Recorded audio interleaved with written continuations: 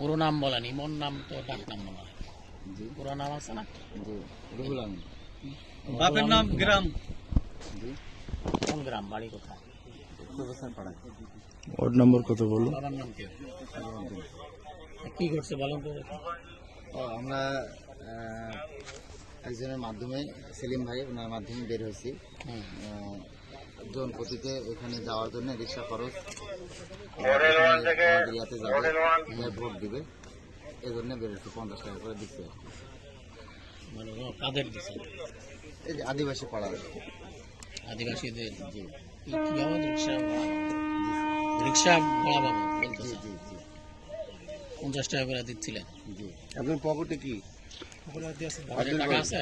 জি, টাকা আছে? খুচরা টাকা আছে? হাত বের করেন। 100 টাকা। ওই পকেটে কার্ডটা বের করেন।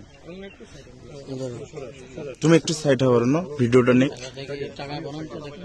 ওনার কাছেও আছে স্যার। ওর কাছে আছে 50 টাকা। গণন গণন কত আছে? 5, 6, 7, 8, 9, 10, 11, 12, 13, 14, 15, 17, 18, 19, 20। আপনার?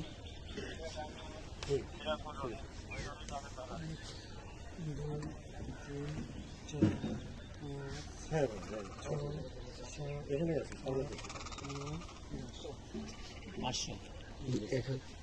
1000। এই দুজনই তো না? জি, আরেকজন পিচ্ছি ছিল, পালাইছে। পিচ্ছি আর কি, আমরা দুইজন ছিলাম তো।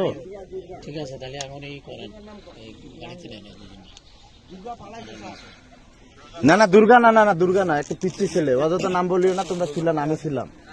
হুজা একজন ফাঁসায় না, খেলোয়াড় ছিল, ওকে কেন ফাঁসাচ্ছ?